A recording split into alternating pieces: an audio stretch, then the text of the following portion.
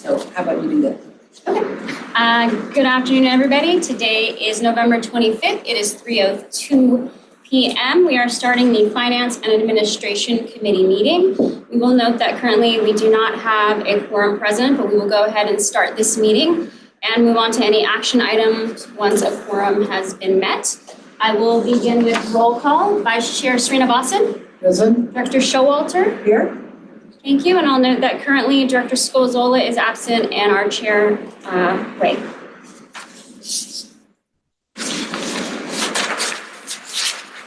Okay, since we will not be addressing any action items at this time, we will move on to item number 3, which is establish the Affordable Clean Community Fund. And our staff speaking today will be Zoe Elizabeth, our Deputy Director of Decarbonization Programs and Policy. Since it's a discussion. How about the budget update? Are we even? It's an action item. It's an action item. This is also action item, but do we This have is a discussion. Oh, this is a discussion. Sorry, I didn't notice.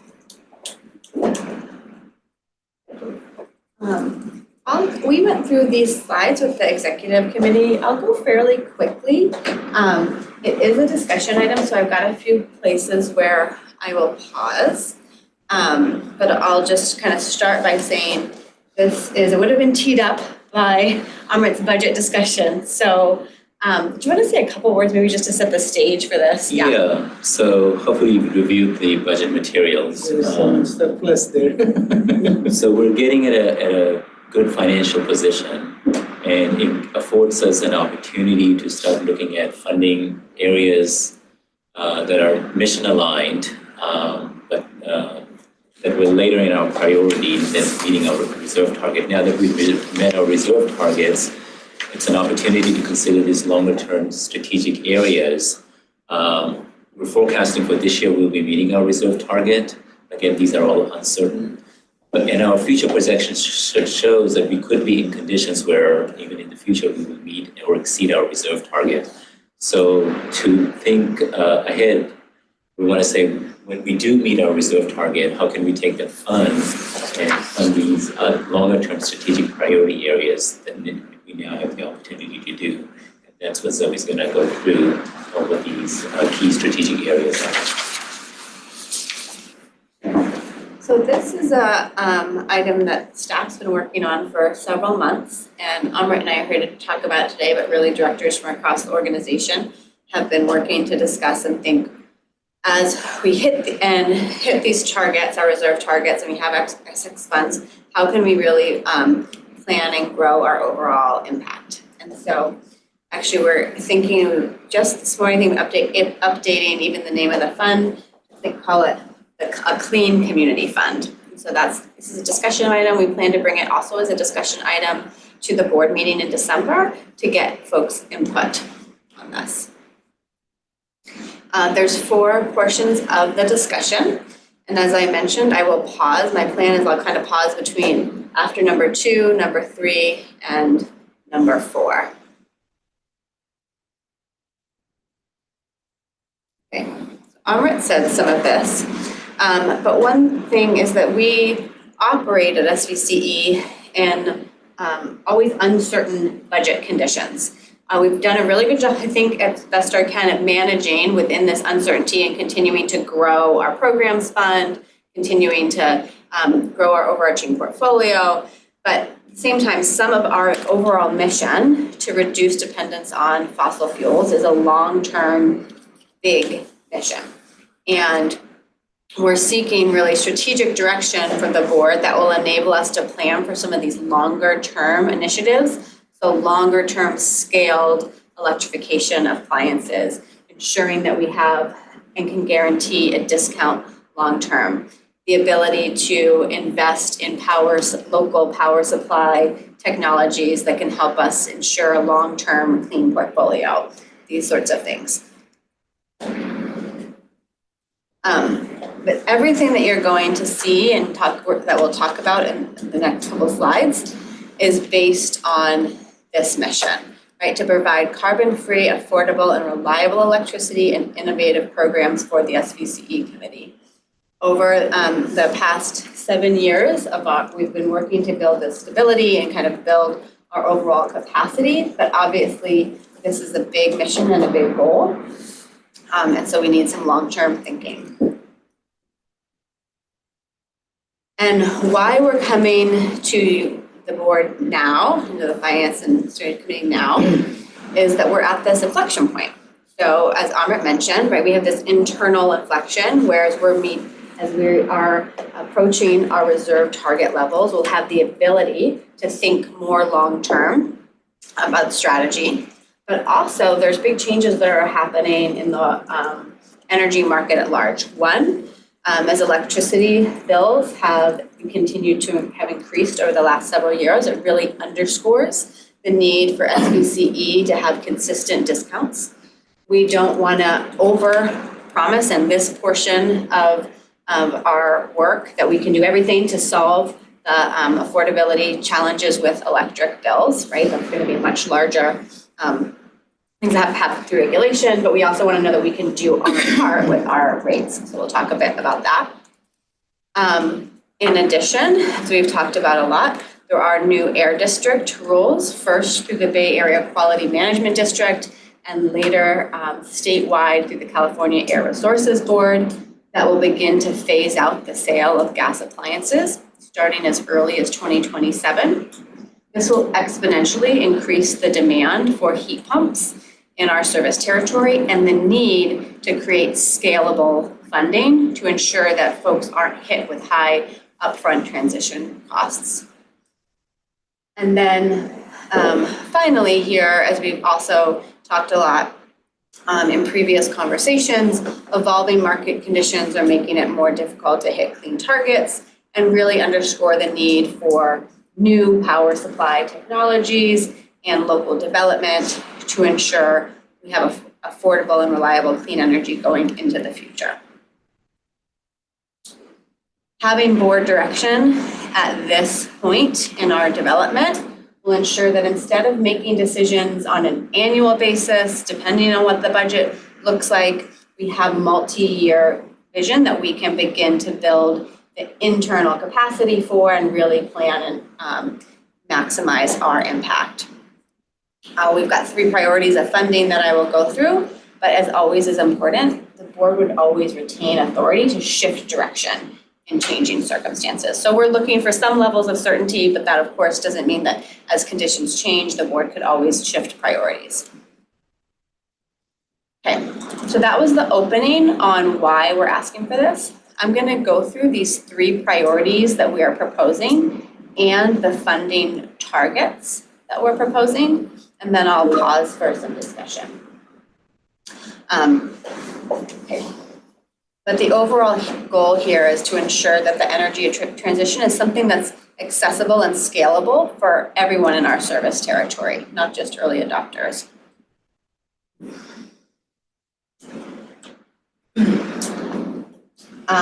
So the context here is how we would determine that there was availability of funding. This would always be part of the annual budgeting process. So that we would identify any funds that are above the reserve policy targets. For the purposes of this discussion, we're working with an estimate of $40 million for year 24-25. Which is subject to change as there's a lot of uncertainty right now, but it's helpful just to see what this could look like. But then for this year in the mid-year 2025, we will confirm estimates and make a recommendation for the fund. So that's also how this would work on an annual basis, is that the funding above, or the availability of funds above that reserve target would be determined during the budgeting process, and then when there's more certainty within the budget, the funds would actually be the board would actually allocate money to that funds.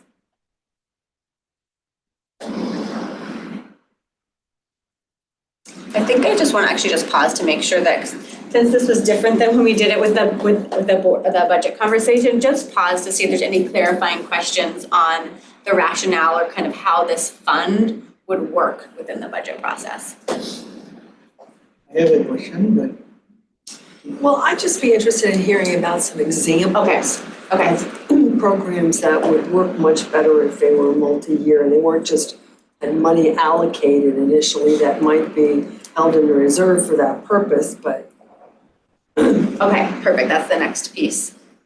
So my question is, you mentioned that the board said this is a multi-year approach. The funding itself is not multi-year, that is, it depends on the reserve targets and other things, but then the priorities, for example, these three priorities are multi-year priorities. That's right, so the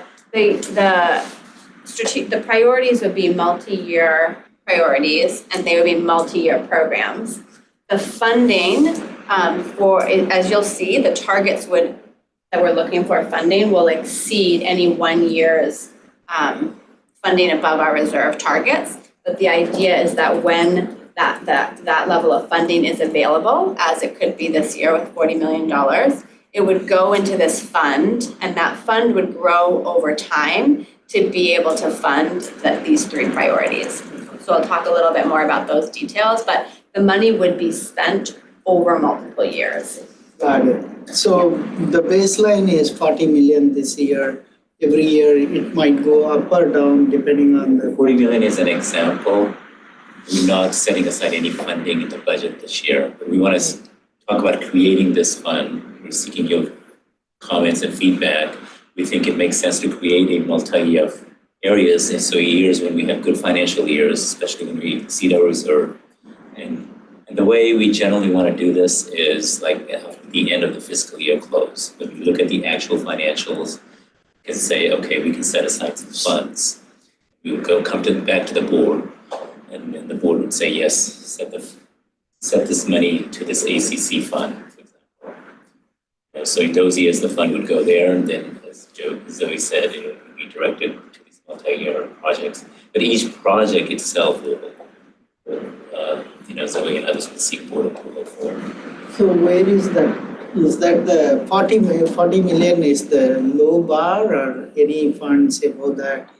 So 40 million is an example, like this year's budget, if you look at the forecast, let's say the forecast were to prevail, then at the end of, let's say, next year or at mid-year when we have more certainty in the budget, we could say, hey board, what do you think about this fund, longer-term strategic fund? Board says, yes, let's create this fund. So we can say, okay, based on our budget and our financials, let's say they were to prevail. For this budget, we're advocating no allocation. But if we were in financial position, we would say, okay, let's direct, for example, this year, we could be in position to say, forecasting, that we could direct 40 million. So we would say, okay, board, let's direct the 40 million now to this fund. if we don't direct it to this fund, what do we do with it? I mean, It will sit in our reserve. okay. And if you remember the way the reserves work, if we would exceed the max level of 500 days of cash on hand, within a year, the next budget, we have to come back with a proposal as to how we want to spend that fund. So rather than making those ad hoc decisions, we want to strategically think ahead of time that if we get to those good financial position, how should we be meeting some of these longer dated strategic priority areas? I thought I had a doorbell. No, I think it was That could be my ring. Not your ring. I was hoping. So, okay, got it. So that reserve is for just our backup and then maybe any uncertainty in the market and those kinds of We things. keep an operating reserve. We say, let's hold, if you remember each budget year, we look at our risk analysis, we do a stress test, we say, we want to make sure that our reserves are at a level that we can withstand some of these possible risk events. And that's how we set up with 350 days of cash on hand. So we're saying, okay, if we were to meet that target, technically between 350 and 500, we don't have to do anything, but before we get to 500, let's start thinking about allocating funds, longer term strategic priorities. Once the money goes into this fund, you cannot pull it back. We can pull it back. If it's not unspent, you can come back to the board. The board has the flexibility to redirect any funds. So if we were in a financial situation where we needed all that money, we would come back to the board and say, take the money out of this fund. Sounds good. Yeah. And then just, so over the years, we have like 5 or 6 years of history now, how much money would we have normally had to put in such a reserve? Up until now, nothing, because we're just about forecasting this year that we are actually going to be going above our reserve target. So now we've met that. So that's why you kind of see funding our key areas. That's what you meant by saying this was a trigger. Yes, that's right. All right. That's exactly right, Think yeah. of it as like we have priorities of how we fund. We got to fund the day-to-day operations. We got to pay our bills. We got to do our programs. And then we have to meet our reserve target. And now when we meet our reserve target, what's the next area of priority? That's what we're saying are these strategic areas. That's another way of thinking. Till now, we had, for example, discount stabilization, it was coming from the other fund, one firm or another. Yeah, the main operating reserve, 350 days, we target it to keep a 1% discount. So that if we were in a possible risk event, if that were to happen, we are in a position to at least provide our customers with a 1% discount. This basically says, let's set aside so that we are on a full 3-year basis, at least we can provide a consistent equivalent to 5% discount, which is 4% to everyone and 1% directed to low income customer, which is the level of discount we've been providing recently. Thank you. Thank you for asking, to make sure we're level setting. So again, so now as we're reaching those clear reserve targets with these additional funds, how can we direct them towards some of our longer term strategic initiatives? So there's 3 that staff has identified as key to ensuring the clean energy transition is really accessible for all SVCE customers. The first is discount stabilization. We have been able to continually offer a discount, but we want to ensure that even in bad years, we're able to offer that. It's particularly important as conditions continue to change. The second is scalable support for pollution-free appliances. So I mentioned that regulations are changing. Right now, to give an example, we provide rebates for about 700 heat pump water heaters per year in our programs, and we have budgeted that for the next 3 years. When air district rules go into effect, we estimate that there could be a need for about 10,000 new heat pump water, or there'll be about 10,000 heat pump water heaters replaced in our service territory every year or installed. And we want to ensure that we are able to help provide some level of support because the upfront cost for those is about $4,000 more than it is for replacing it with a regular gas water heater. So we see this as really an affordability issue that's upcoming, and we want to begin to prepare for it now and make sure that transition is, we can reduce as much pain and friction as possible. And then the third is local and emerging power supply technology. We want to have going forward into the future, ensure that we can continue to invest in local and emerging power supply. And so this is a fund. The idea here is that there are certain types of technology that are currently not cost competitive. And Chris, as part of the power portfolio, annual purchasing, always obviously makes wise and prudent business decisions. But as we move forward, there might be certain types of technology or local developments that bring more value, where we'd say, hey, we want to invest above market costs in these particular new technologies or local developments. And so this fund would set aside money just specifically for above market costs. Can you give an example of one of those?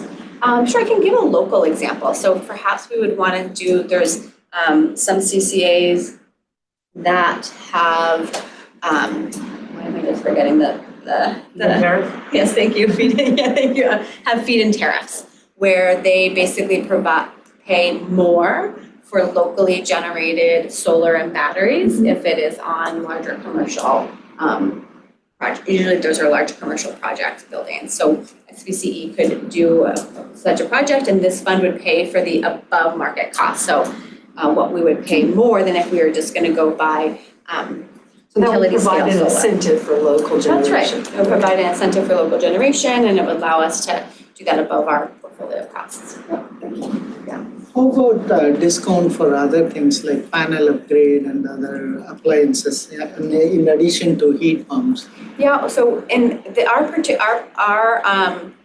proposal here is to really focus on heat pumps because we see that's where the demand is going to be because of the new regulations that are coming down. Particularly, we actually are focusing particularly in the proposal on heat pump water heaters. The other reason for that is heat pump water heaters right now on average save customers money, so we feel really comfortable the idea of everybody installing a heat pump water heater, but we think that's where people are going to need the most support. And I should say our other programs would continue, right? So we've got our other program portfolio, that all of that work would continue to have, EV, where we do EV chargers, we do all sorts of other programs there. This is just an additional fund specifically for this incoming need that will impact all of our customers. Okay, so here I'm just going to go through each of these. I'll go through kind of quickly on the targets that we have set. So again, the goal is to build a fund that would ensure a solid rate discount even in bad years. And so our goal for the fund would be to set aside up to $75 million. $75 million is enough to cover our current target discount, which averages out to 5%. It's a 4% discount for all customers and an additional 1% that is shared, that is spread as CareFera bill credits. So that comes to 5%. So $75 million is enough for 3 years of that discount. It's about $25 million per year. That middle column just gives some rough numbers to give you a sense of what the experience of our customers is for each % discount. So again, this is not a huge amount of savings, but it 60 cents. 60 cents for each 1% discount on average for the residential. A little bit higher now with the higher rates, maybe closer to 80 cents, but small. So it's $3, $3 per. Yeah. And it's not easy to find on your bill. Right. They don't want to put it in, colored print or anything. It's The low-income customers do the dollar bill credit, like this budget we're going to talk about. The bill credit could be as high as almost $17 a month. So that's significant, right? Because we don't have that many low-income customers. We're spreading that $100, so about 5.5 million or so. How come that will be $17? Because it's 5%, right? So we take 1%. That 1% discount is about 5.5 million. We spread it over something like 26,000 low-income customers to come up with a monthly bill credit. So their rate, and they get a substantial discount. They get that plus the 4%. Then they're also from the PG&E, which is actually a state mandated program, right? They get discounted rates on their transmission and distribution, which all customers pay. So when you combine all the discounts relative to an average residential customer, they get about a 44% discount. Their discount is substantial. And how do we kind of define low-income customers? It seems like the percentage you came up with, at least by Mountain View's view, is really, really small. Mm-hmm. So CareFera, FERA stands for Federal Energy Family Electric? Yeah, so these are defined by those guidelines. And the CPUC has a very well-defined who qualifies depending on the number of people in a household and we go by those steps. So is there like a good correspondence between that and what we use for affordable housing? So I think we're gonna look into that we're looking more. into, so if you recall, we had this affordability study session with the board in August, September timeframe. And one of the That must have been one of the ones I missed, because I missed a couple. perhaps. Yeah, one of the key things that came out of that and that we were very upfront with the board about is that, defining affordability is very difficult. we can use some metrics like this CareFairer one or something that's out there, but it doesn't really mean a whole lot for communities like Silicon Valley where we have such a high cost of living. And so even though maybe we have a lot of customers who have, our incomes are not below what the level is necessary, it doesn't mean that power is affordable for them in this area. Yes. Because of the cost of housing. And then we send them to CSA or the equivalent. Exactly. So we have a whole internal team that's working on affordability, including what other kind of metrics could we use to define affordability within our service territory, and then what types of programs and assistance should we be trying to provide to those customers in addition to what we're already doing. So we're hoping that by Q1 of next year, so early next year, we'll come back to the board with some more information about our outreach efforts, more about affordability, other programs that are available. Again, looking for your input as a board on what more we should be doing in that space. Oh, that's great. And I know I missed some meetings because of the convention, It was a very good study session. We can send you the information. Yeah, if you could send me, we'll send you the link. and tell me which meeting it is, and then I could look online and I don't. Yeah, we'll send it to you directly. That would be very I'll helpful. send you the video. Yeah. And the care eligibility standard is 200% of the federal poverty guideline. So it's a pretty low number for California, it Bay is. Area. And the other thing is a lot of the bills in our area that are really for low income people would be masked because they're paid for by their landlord. And they just include it as part of the rent. So it's really very complicated. Yeah, I know just as part of your investigation, our rent board is doing a big study on how this works in Mountain View and how it can be passed on or not passed on as part of the rent. Okay. So We should probably connect with the Yeah. rent board, then maybe you can send us, I know Mountain View has a really high number of tenants, right, multifamily. yeah, we have 65% of our population is multifamily, so it's huge. And we have 35,000 units that are covered by, I think it's 35,000. Anyway, units that are covered by the rent stabilization, so it's really a big, it's basically all the old apartments. All right, yeah, I can send you the staff.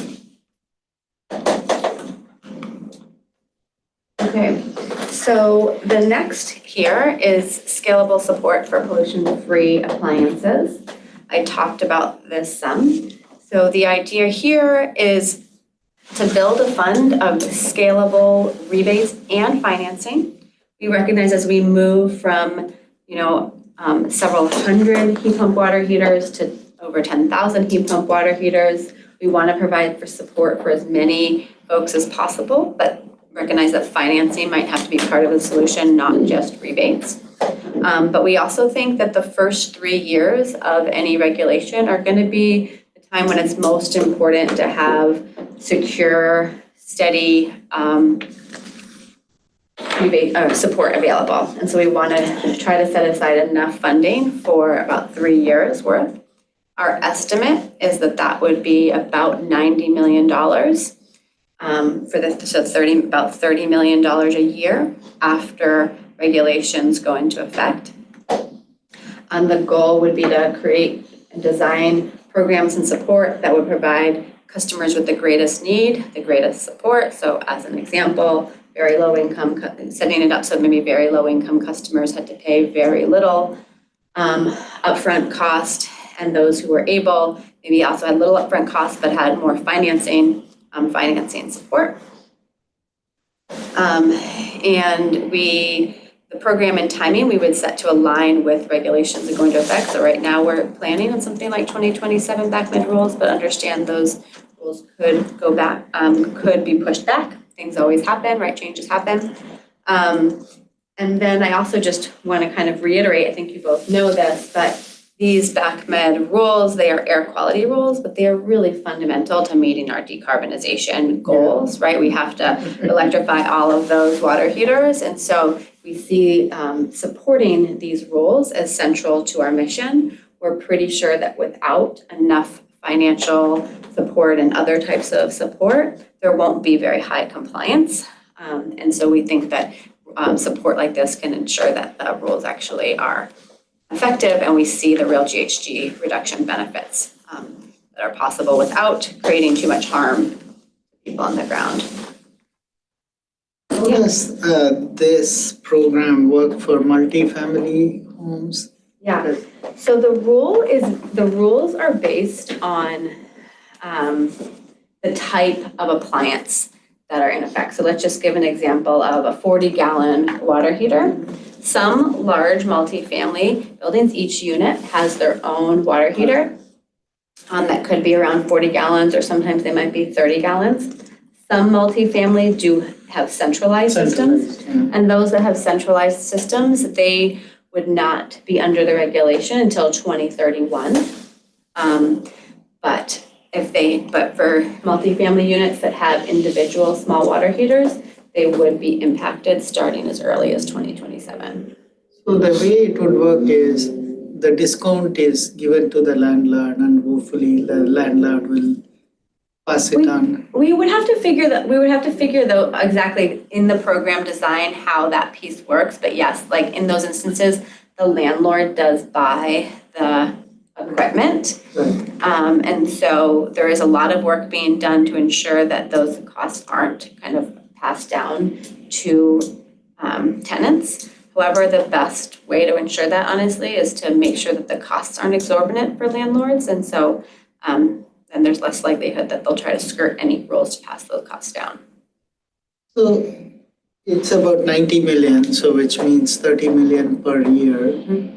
And then you mentioned about 10,000 heat pumps per year. That's about 3,000 per heat pump. That's the math. Something like that, right? Okay. That's about right. And a heat pump costs about 7,000, doesn't it? Yes, and so the incremental cost for a heat pump is like $3,500 to $4,500 for the basic change. So that 3,000 would cover close to the incremental cost. And we're thinking some of this would The be, delta between the regular, okay. Yeah, and exactly how we would come back to the board with a very detailed plan and options for exactly what that programming would look like.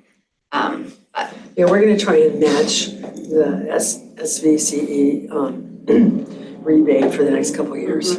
Great, with your own funding? Yes. Wow, Wow. I need to move to mountain. You need to do it in Sunnydale. I need to move to Mountain View. Will you be using general fund dollars for that? Is that something? You know, I went to the meeting just last Thursday, and I don't remember.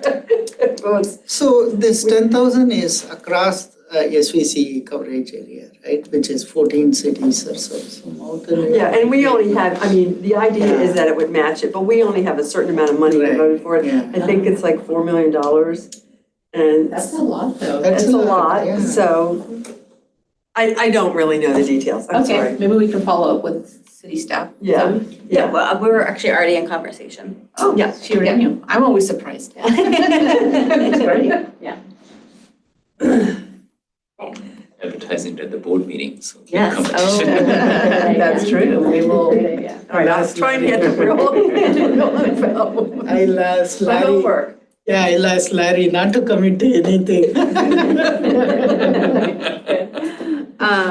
Okay, and so the next is local and emerging power supply technology. So I mentioned this earlier on. This is to build a fund to invest any above market costs into local power supplies, such as feed-in tariffs for solars and batteries, but also for other emerging power supply technology that might be down the road that could be local or could be elsewhere. The nature of anything that is emerging is that it's very difficult to come up with exact numbers, but doing some investigation, our pro team looked and we think that a fund that was capped at around $100 million would provide the kind of flexibility to make investments. Again, all of that work would come back to the board, but could include local projects, demand flexibility projects, or other technologies. With the goal of long-term bringing costs down and helping to stabilize emissions.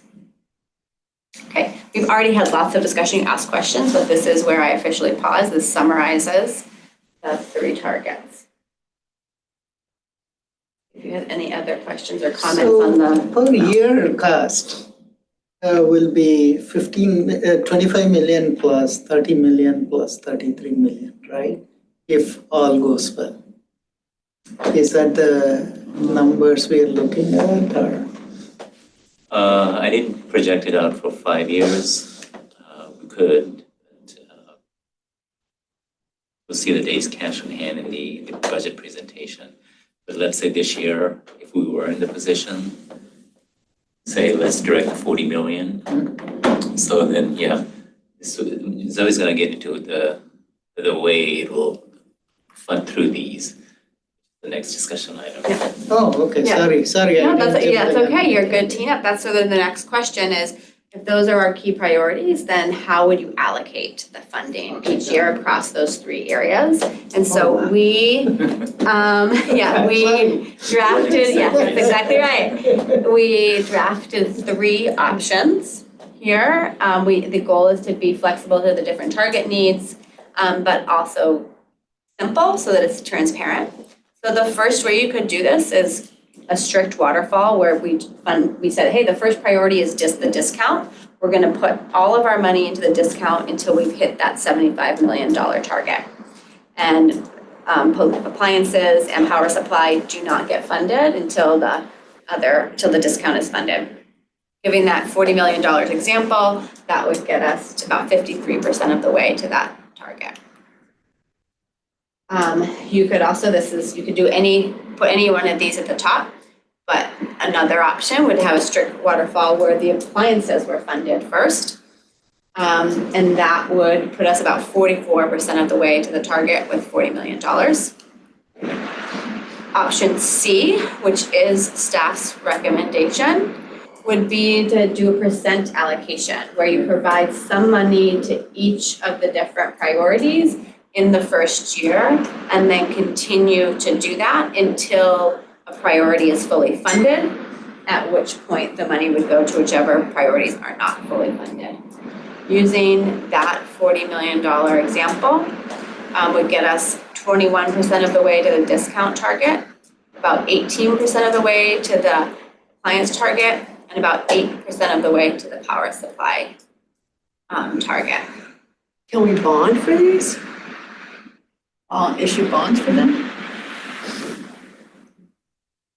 Well, if we just, I guess if rather than funding it strictly from excess funds that we have from operating costs, if we were on a path to fund these quick enough, we could try to issue bonds, but that's not something we considered here. The discussion was just what to do if we hit our target reserves. So we feel like you're linked. You can't really get people to do it that quickly anyway, so. Right. Yeah. This gives us kind of a 3 to 5 year runway to build these reserves. Which is still, well, and also to get people to do it. Well, it's longer to get people to do it, right, isn't it? Well, we think the big driver for adoption will be when regulations come down. That's when we'll move from a market of early adopters to more mainstream. If we have support, we also think having the support in place will be important for those rules to actually go into effect, or not go into effect, but to be really enforceable. What do you mean by support? I mean financing and rebate support. What about contractual support? You know, contractors who can do it.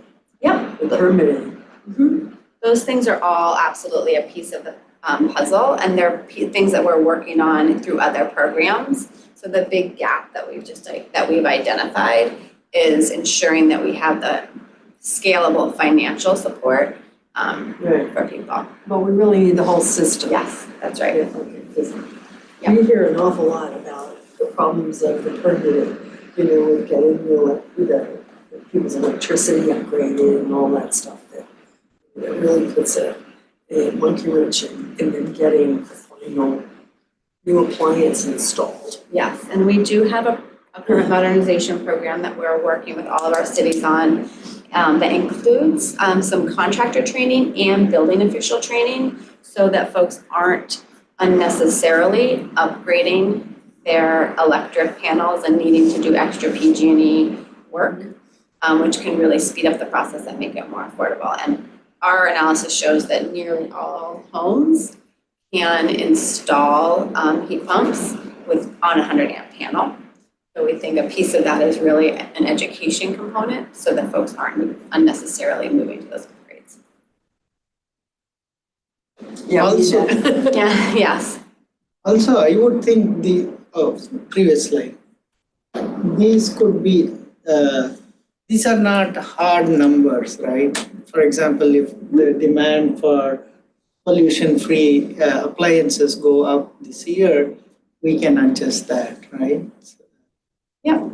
Yeah, I mean, we can bring it back to the board anytime and the board can change it. Okay. We can revisit priorities as often as we want. This is really meant as a discussion option for you all to respond back to us too and see if these align with how you would prioritize the funding.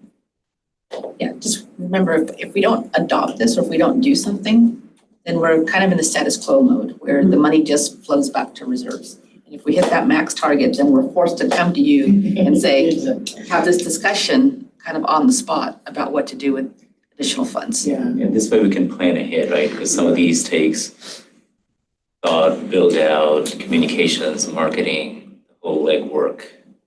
So rather than do it piecemeal each year like we have been doing, because we were not in the financial position we're now in, now we can take a more strategic, longer term view. We're in a good position that we can do this. Seems wise. Yeah, it's prudent and then, yeah, it makes sense. Does any of this qualify for that direct pay system the feds are setting up? That was a little bit different, that, Yeah, I'm with you.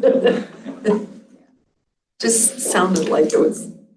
I kind of like to think of this more kind of like your city budgets have a CIP budget. Correct, You yeah, have long-term exactly. goals. And so you set aside money a little bit. Capital And you- budgets, yeah. Oh, that's a good analogy, okay. Yeah. Okay, so then I think last slide I have here is an overview of kind of what this process would look like. We mentioned this earlier, but the first step would be once we've had this discussion and heard from the board that we would draft a resolution and the board would adopt a resolution to establish this fund along with the threshold to determine funding level, availability, set aside priorities, targets, and allocations. And then as part of the budget process, if funds are available, the board would approve the annual transfer based on predetermined allocations. And then the staff, we would always come back to the board with kind of the detailed the detailed program proposals, for example, for any emerging or local power supply technologies, or as we began to develop these real scalable appliance rebate programs, we would come back for each of those. And the cap for the fund would be $265 million if it was approved as we put this forward. And then I already mentioned this, but this fund is distinct from the programs fund. These are important long-term strategic objectives. They're not the only ones. Contracting is important, permitting is important, other appliances or other machines are also important and would continue to be worked through our overarching program work. And as we said several times, the board can always adopt changes at any time. The last slide on process, and Elliot's on his way. Yeah, we'll have a forum soon. Oh, good. So maybe we can do your discussion item, your fund, your rate stabilization item. First, we'll open for a public comment. Oh, sorry. But there are no hands raised, there's no public comment.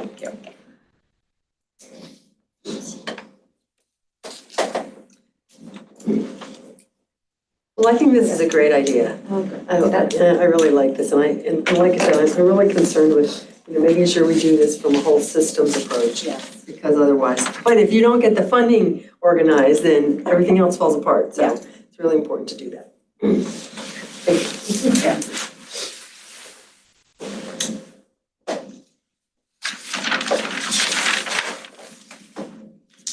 All right, so item 4, creating a rate stabilization fund using GSB 62. Okay, so will wait.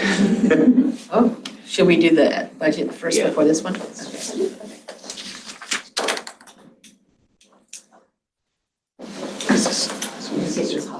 No. You're asking the wrong person. Is that you, Ginger? Okay, only 49 minutes in. It's open. Thanks. Whew. We'll have Zoe catch you up on I the, ran up the 3 flights of stairs. Welcome. I couldn't wait for that, no way. All right, item 2 is the recommend approval of the fiscal year 2024-25 budget update. Okay. That's an item. Before that, do you want to approve the? Thank We you. can do a consent And I calendar. can That's okay. have a discussion. We can share.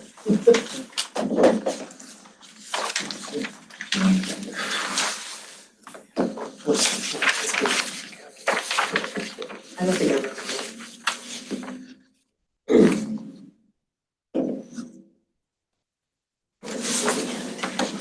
All right, so I believe we're moving on to the, we're going back to the consent calendar, which was the approve the minutes of the August 6, 2024 Finance and Administration Committee meeting. Any questions on that? No, I'll open public comment. No hands raised on public comment, closing public comment. Is there anyone who'd like to make a motion on that item? Move approval? Second. Thank you. Painful, huh? You made our lives easy. you added value. Now I'm in the meeting officially. Great, and since everybody's here, we can just call the question. All in favor? Aye. Any opposed? Abstain? No, motion carries. Thank you. Okay, now, item 2, which is our budget update.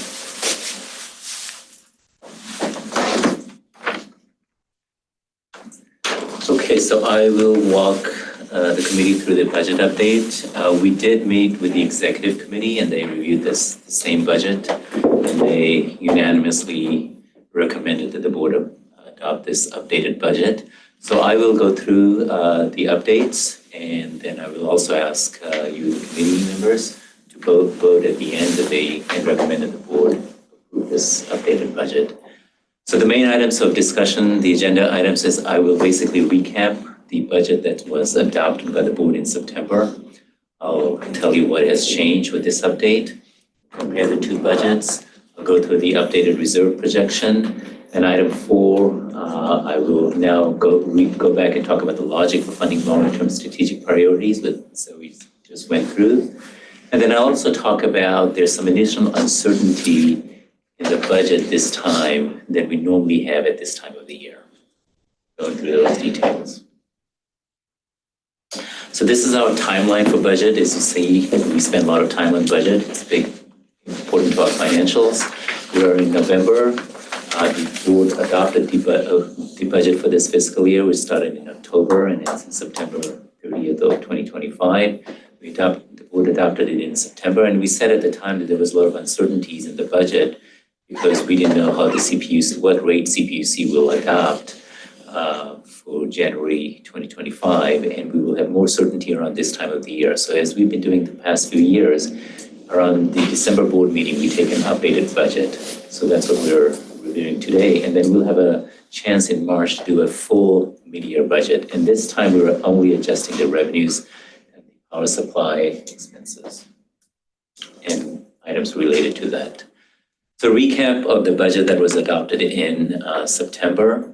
If you remember, when we presented the budget, we said we had used conservative assumptions in estimating revenues.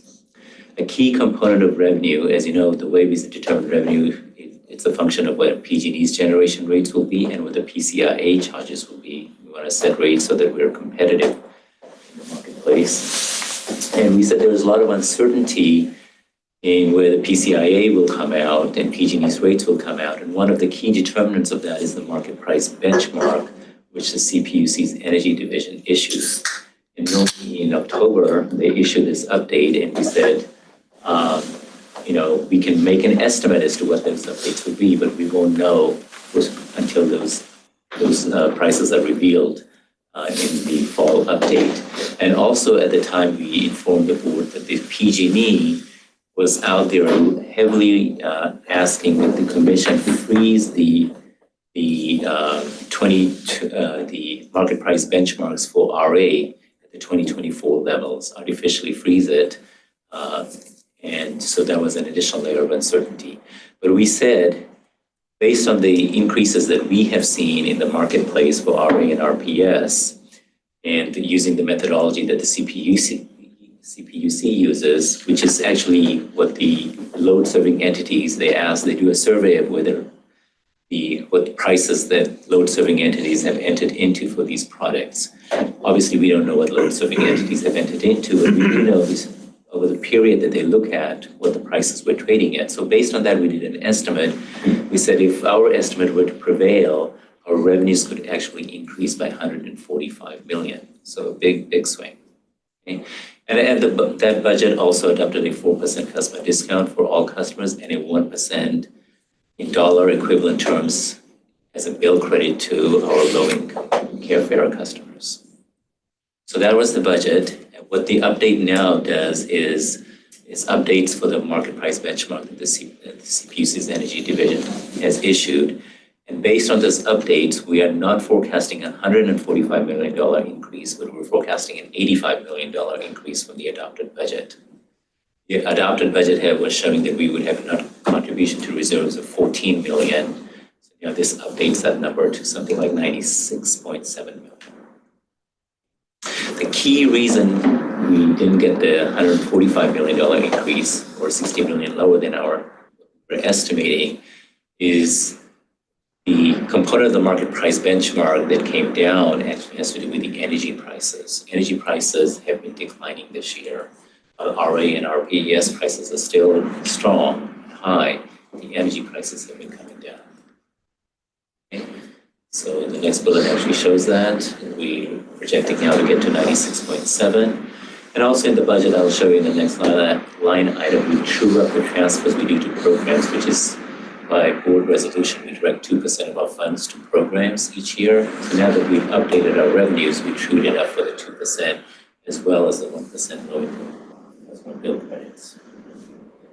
The reserves, which I'll talk about for the first time this year, we're forecasting that we'll actually, on a forecast basis, we will exceed our reserve target with 350 days of cash on hand, going to 382 days of cash on hand, well below the 500. And then I'll talk about why there's more uncertainty in this year's budget when we get to that slide. Okay. And feel free to ask me questions as we're going along. You don't have to wait till the end. So here are two side-by-side comparisons of the adopted budget and the adjusted budget. You can see that the main line item is an $85 million increase in revenues. Power supply expenses, we always update power supply to correspond to the same assumptions that go into the energy prices and energy revenues. Those are slightly increasing by $3 million. So you may ask me, I just said energy prices are coming down. Why is our power supply increased slightly?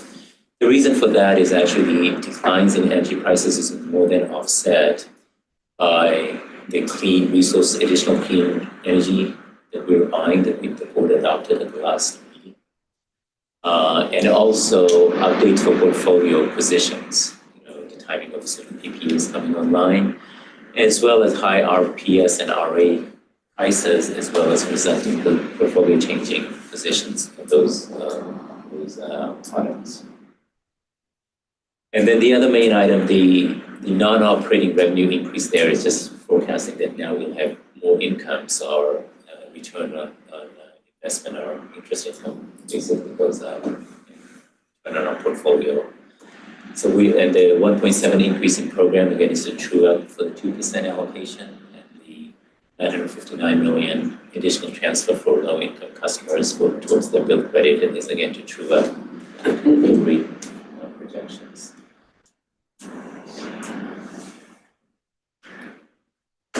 So this is a busy slide, but this basically shows you that. Yes, like what is the building fund? Is that the new building? It's 00 there. Oh, okay, I should have removed that. That was last year's budget. item. We had set aside, if you last year, remember, we set aside For new. 20 million. Right. Yeah, we may have some updates on that. We're making progress, but we were investigating whether to buy a building or to lease and what economics makes sense for that. So I thought you were buying a building in Sunnyvale. we'll have more updates. We have a lot to rent in Mountain View.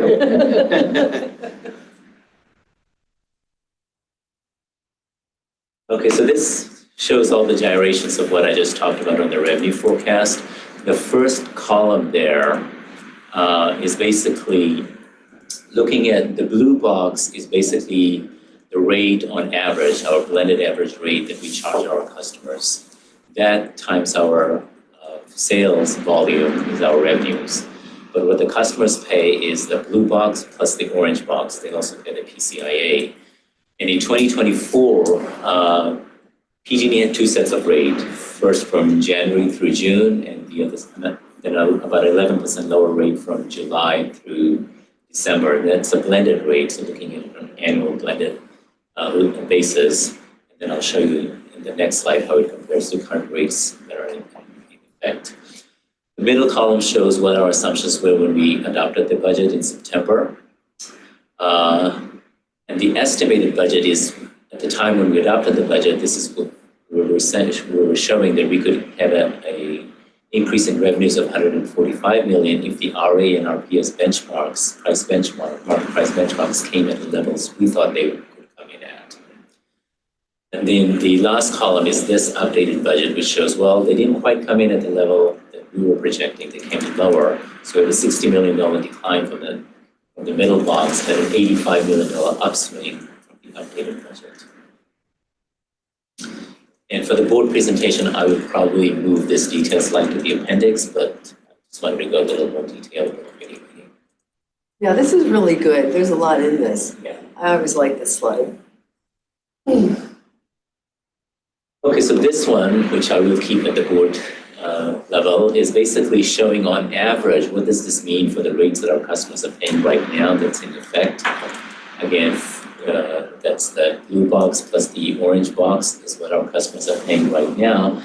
And if the rates that we're assuming in this budget forecast, if they were to prevail, and the PG&E's, what we're forecasting is PG&E's rates were adopted by the PUC, we're showing that on average, our customers' rates will actually slightly decrease by 2%. This is on average. Some customers may have a slight increase, some will have a slight decrease, but on average, we don't expect an increase in rates. So it's on an average, it's going to be about 2% lower.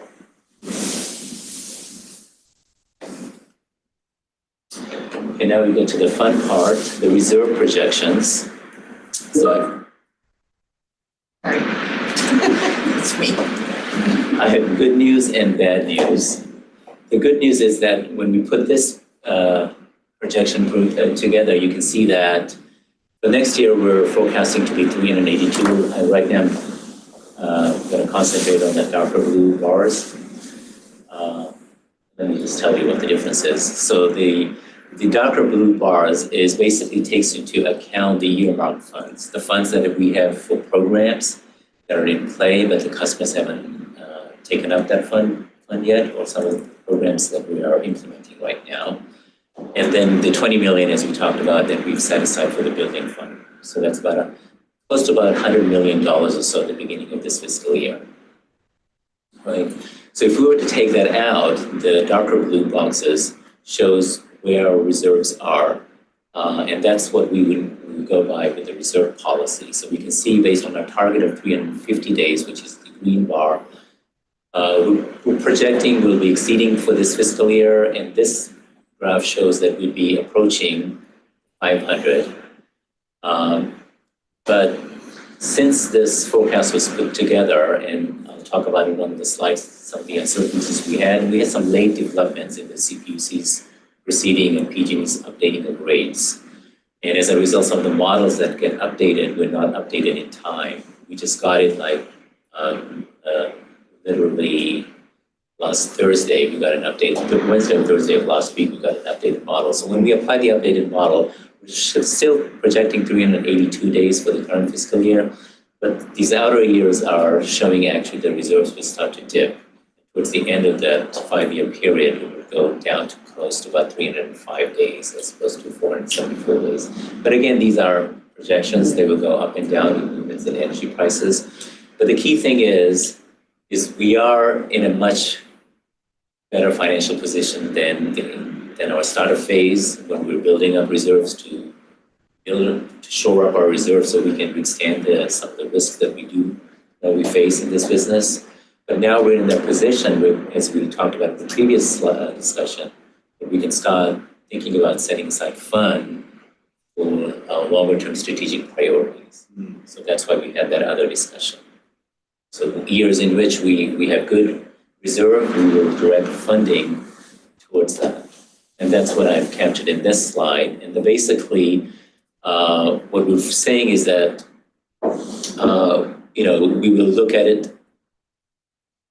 I'm teeing it up as the next agenda item, but for us in this meeting, it became the first agenda item.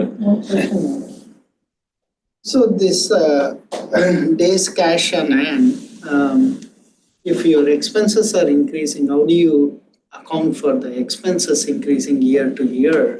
So it's in the reserve projections. We basically take into account what each year's burn rate is, looking at the reserve projections. So we do a 5-year budget forecast, which we went through the 5-year at the September.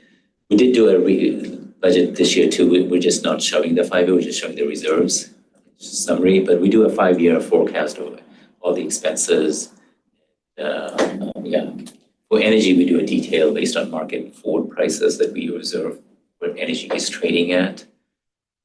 And then the operating expenses, we simply escalate because we don't have that much detail. And the biggest expense is the energy supply expense anyway. It's more than 90% of our budget. I remember you saying that operating expenses grows at a very, it's almost a flat line or something like that. 90% plus is our power supply expense in our budget. I think I have covered this slide, so I'll just go to the next one. So as we talked about in the previous discussion that Zoe went through, the way we plan to fund the ACC fund from the previous discussion is generally we will look at the forecast around December timeframe when we will have financials for the previous fiscal year. And we will generally base the decision on where the previous financial year ended, so we have certainty in the amount we're funding in this fund. But we may, in good years, where we have more certainty in the budget about the current fiscal year, we may ask the board to consider funding something addition to that. But we don't have to. And we can do this at the December update or the March update. But generally, we want to take a historical view and look at how the year has ended and base it on actual results. Because there's always so much uncertainty in our forecasts. Okay, so for this fiscal year, even though we talked about creating this fund, as I said, this is a longer term view. At this time, we are not recommending any funding because there's a lot of uncertainty in this budget forecast, which I'll go into the next slide. But I said if some of these uncertainties are removed, we can certainly revisit this decision, media budget. But as these are longer term strategic priorities and they take time to design and implement, it's not much is lost if we were to wait till next December. But again, if we are at very solid projections in mid-year, we know what the CPC rates are implemented, how that's working out, we may direct some fund. Have the discussion in March. Okay, so now what is the additional uncertainty in this year's budget? So as I said, PG&E, if you remember, at the time of the budget adoption, we said PG&E was asking to freeze RA MPVs at last year's level. They haven't given up. They keep asking the CPUC, even though the judge in this case said these arguments were out of scope, it could be considered in a new proceeding or a reopening of a PCIA proceeding. And just a few minutes before coming into this meeting, I learned that a proposed decision came out in this. The judge is continuing to saying that these arguments are out of scope with this proceeding, but said they may consider it in a new proceeding or in a different proceeding. So it doesn't say PG&E's argument doesn't have merit, but say let's delay that. So good. And the 2025 rates that we're basing these projections on could be revisited on, remember, these are forecast basis that PG&E puts its rates, and then they do a true-up year later, right? Right now, we're truing up for 2024. So these could be adjusted down on a true-up basis, which would affect our finances in 2026. Nothing is baked, nothing is in the bank yet. There's still a lot of uncertainty out there. So again, we will see how this proceeds, but this is an uncertainty. Even though the judge in the proposed decision is saying these are out of scope, they can still come back in scope, because the CPUC can issue a decision that is that may be sympathetic to PG&E's arguments. They may want to mitigate rate impact for bundle customers, and there could be alternative proposed decisions that are proposed in this proceeding. We don't know. So the uncertainty still remains, even though it's more likely the judge's argument will prevail. That's what we think, because it's valid. We believe there are scope arguments, but we never know. So there's no need to rush to judgment right now in making decisions about funding that we can easily wait on. Also, the other thing that happened this year is we have some late developments, as I mentioned. Normally, the first set of market price came out in October 4th, as they're supposed to come out in October, but then the Energy Division made 2 subsequent adjustments, corrections to the market price benchmarks, the last coming up in November 5th. So that's why we don't have updated PG&E era information as the time we put this forecast together, and we didn't have the consultant update. As I said, we just received that late last week. And the final rates that the PUC will adopt will be in December 15, and there will be further updates that PG&E will make. When PG&E makes its error update, they basically true it up to a certain date. I believe that was up to September. So they will make probably additional updates for truing up their balancing accounts for October, November, probably. All of that will be incorporated, and then they will file an advice letter after the PUC decision in late December. That's when we'll first kind of know in early January what the rates will be. And we have basically, it's uncertain until that point. So what we're asking is at this point that the board approve the budget update that we're projecting for new revenues. We're not asking for any additional funding. We're saying continue to fund the customer discount at 4% for all customers and 1% dollar bill credit for low-income customers, which we're projecting would be close to $17, about $16.94. The level of customers stay at the same level. And the way the rate changes will occur is once we have the final set of rates, the month in which PG&E's rates will become effective, which is expected to be January, we will basically need about 2 to 3 weeks to get the rates into our billing system. And that's when our new rates will be adopted. And after they are adopted, we'll bring those set of rates, as we do every year, back to the board. Let's review. At this point, any questions? I was curious if, I keep hearing these fears of potential tariffs, and of course that pretty much affects everyone in the land. How would that affect us? I mean, obviously nothing's happened yet, but if big tariffs would occur, I'm assuming that would have a lot of effects in regards to energy, especially when it comes to like solar panels and, a lot of the actual physical items and things we need to, make the grid function, et cetera. Yeah, so most of the PPAs that we have now, most of them are set. And so, but some of them, on a couple of them, there's always development risk, right? Mm-hmm. And that if you haven't procured all your equipment as of yet, and you get subject to these tariffs, then that'll drive the cost of those projects up. And then, certainly our developers will let us know if that's the case. But for new contracts or for new resources that we have to procure, because if you remember, we have quite a bit of procurement that we have to do on an ongoing basis, we do expect that these tariffs will have an impact on prices. In fact, I think it's already kind of baked in because we're starting to hear some rumbling about some some changes that might be coming to the Inflation Reduction Act. It's all speculation, but one of them has to do with the amount of domestic content that'll be required to maintain the ITC, the investment tax credit and the production tax credit. And then, of course, the hinting about these tariffs that might happen or not happen. So, Sure. but I would imagine that it might get a little tighter in terms of the suppliers and developers' ability to provide these resources. So that'll in turn increase costs, but not in the next fiscal year, right? Okay. So I think we're pretty set for the next couple of fiscal years in terms of our resources. That's good. But we're looking at really kind of longer term how this Right. impacts. Okay. A lot of uncertainty, that's for sure. That's why we carry so much days cash on Is that hand. the number one word, I think, in the solar industry, I think? Sure.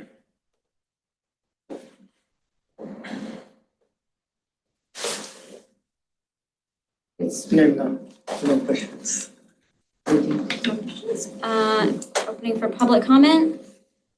See no hands raised, closing public comment. Is an action item. Anyone would like to make a motion? We need a motion, right? Yeah. You want to make a motion? I move the staff recommendation. I'll second it. I'll be Mr. Second, yeah. Thank you. All in favor? Aye. Any opposed? Abstained? That motion carries unanimously. Thank you. So just doing a time check, acting chair. We have 45 minutes left and 2 items, including one of which is an action item. Okay. So, Amrit, is it okay if we maybe move, is it too late to move the agenda so that we have the action item first?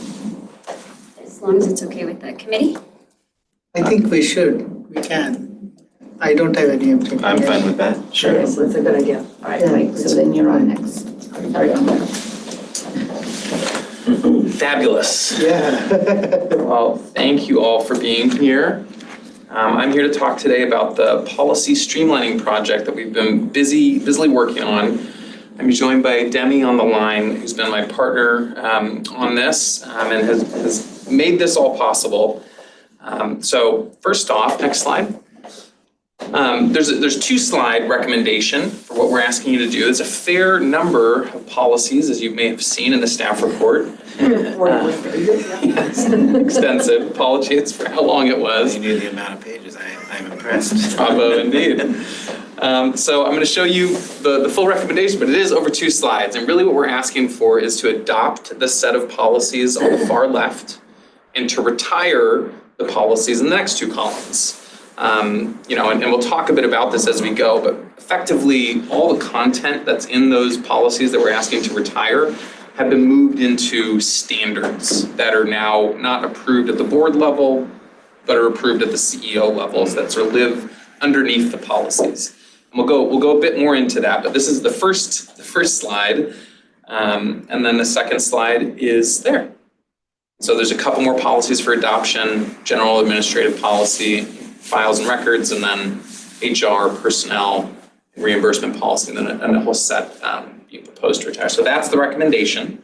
And if we go to the next slide, this gives a bit of an overview of the process we've gone through to get here. So we started last November out of one of the meetings of this committee to talk about policies and the need to update them. And there was conversation with the committee members and staff there that we should review all of our policies, try to streamline where we can, sort of make sure that they are what they need to be. And so we've really spent the last year doing that. We've looked at opportunities to update language where things have changed, either operationally or legally, reduce language wherever possible, eliminating redundancies in that same vein. And then really we've identified this new structure where we can move a lot of the sort of operational or sensitive details out of the policies, which today are very extensive, and move those into, again, standards. So the policies continue to be approved at the board level. They're sort of higher level, enable us to do things and provide certain limitations. And then sort of how we do that moves into the CEO's hands, and they adopt standards that sort of pencil out the steps a bit more. And then below that, we're also going to have procedures, which are also approved by the CEO and are kind of a step-by-step process for some of the activities that the agency does. So that is the new structure, and in this, we tried to keep sort of the key policy decisions at the board level. And then in terms of process, we met with the executive committee on Friday to talk about a very small handful of the policies. We're meeting with you all today to talk about sort of the lion's share of the policies. And we're looking for recommendations from both committees to make to the board of directors that will see all of the policies in December, is the plan for today. And then once the board adopts those policies, staff will move expeditiously to adopt standards that accompany those policies. And then in the near term, we'll do sort of a rollout process with staff and as well as board members on the policies that have changed that apply to them. And then in the longer term, we've set up sort of a regular schedule of reviewing each of the policies as well as a regular cadence for training sort of select staff that the policy applies to. Next slide. This is just a sort of a very, very high level snapshot of like the sheer number of documents that we touched here. And so after the dust has settled in terms of the staff recommendations, we are proposing to retire 30 policies. We're creating a few new ones. And so total, if the board approves the staff's recommendations, we would end up with 21 policies at the board level. That's down from 48 when we started this project. We've developed new standards, so there'll be 30 of those, and we've updated the HR handbook. We've got, again, sort of a list of procedures and other things we're going to turn to once this chapter is complete, but that's where we're at today. Next slide. And so now I'm going to go through sort of each area of the policies and talk through some of the highlights about what we changed, and welcome any questions about any of this stuff as we go. So there were a number of changes to the finance policies. Some of the meatier changes, I think, in the policies happened here. A lot of the other policies were just kind of clean up, updating, maybe consolidating two policies into one. Here we've made some substantive changes in terms of the board's delegation of authority. And the number one there is sort of that major change. And I think, maybe lowercase m major, but currently, the CEO's signing authority for a contract without having to bring it to the board is $100,000 spent per fiscal year. One of the things we're proposing to do here is to increase that to $250,000 of spend per fiscal year. And there's some information in the staff report that kind of talks about the why here, but ultimately we're trying to, like akin to the rest of the policy work, streamline the operations of the agency. This means less items on the consent calendar, less items that need to kind of be held to a board meeting before they can go forward and go to execution. A little bit less risk of, we've agreed on terms and now we have to go through some process before we can all sign on. And maybe the other side has shifted a little bit before we get to the execution. So trying to tighten some things up in sort of the lower risk contract areas. We also did a survey of other CCAs to kind of see where we land if this is where we're at. And it's kind of the middle of the pack. There's other CCAs, there's one that has a $400,000 signing authority. Our sister CCAs, PCE, and I believe 3CE also have this 250K signing authority. So it would be in with our peers. And again, the idea there is to streamline the work to get through some of those contracts. The next is removing the ability to invest in fossil fuel investments from our investment policy. This is just to align with our mission. We weren't really in there before anyway, but wanted to make it clear that we shouldn't go there. So that's being changed. And then we're also proposing to increase the capitalization limits. This is like when you need to amortize assets, and previously they were at $1,000, which is just fairly low. And looking sort of in industry standards and what's recommended by sort of the government accountants, the $5,000 limit is. I'm not familiar with what that means. Yeah. Yeah, so basically when we buy capital assets, biggest one would be our building purchase. Normally we don't have much capital assets, they're like computers. Should we expense them or should we capitalize them, which means in our financials we depreciate them each year. I get it. So the ones that aren't capitalized don't get depreciated. Right, they're just an expense, they hit the bottom line right away. The others are getting by the depreciation schedule. So this is a standard, is actually recommended by government, there's a government board of financial advisors board they actually recommended 5,000 and other CCAs are at 5,000. So this way we're not putting small items and capitalizing them. We're expensing them and we're putting our focus on bigger items. Streamline the administrative burden, that's the main focus on that one. And then moving into some of the sort of other revisions that didn't rise to our level of key, clarifying that the F&A committee doesn't need to be 5 members, it kind of changes a bit based on the interest. And so not dictating that in the policy. Clarifying the capital projects and debt limit rules, we moved to standards, so those are approved at the CEO level. Delegations of purchasing authority, so Monica's signing authority, creating the ability for Monica to say, if I'm out, Amrit can sign at that same signing authority level, but that she would have that documented. Also including some solicitation requirements for our purchases, and we've done, we have solicitations, we run them, but just trying to be clearer about sort of when you have to do that, what steps are required. The investment policy we migrated, there's a number of detailed sections there. Those have been moved into a standard to kind of, again, keep the policy at a high level, not including a lot of operational details. And in the delinquent accounts policy, clarifying that SVCE does not have the power of disconnection. So nothing really material changing there, but just for public facing purposes. And then moving customer generation rates and chart of accounts policies into standards. The rates are still governed by the budget that the board sets, and that's in the budget policy. And so the rates effectively, we can keep as a standard without changing any of that. Any questions on this before I move on? What is public facing? What is, readily available on the website and what isn't? Like, yeah, we're going to revisit that. There's a handful of policies that are readily available on the website that should be customer confidentiality policy, all this for customer facing terms and conditions. But there's some other things on there that we want to make sure aren't included. We don't want sensitive IT information on there and those type things. And really things that are intended to be public facing, we'd like to remove. But even regardless, it's here in this public meeting, people can see the policy. If they request, access to it, we give that to them. So public records they could. Exactly. So to the extent someone's looking at our delinquent accounts policy, we want to make sure that everybody knows that we don't have the power of disconnections. Okay. And then next slide shows just visually, and don't need to absorb a lot of this, but really just trying to show you sort of the after structure for the finance policies. And so those green boxes are policies. Previously, it was all policies. Now we've identified a number of blue box standards that live below those policies. And then the gray boxes down below are the retired finance policies. And you can see above, it's just the names for each of the codes. So just at a glance, how much we're retiring and then the new policies that you can see. Next slide. So yeah. Capital project policy, which is retired, is now standard now. Yes, exactly. Yes. And that's more about how we document capitalized projects as opposed to the threshold dollar amount.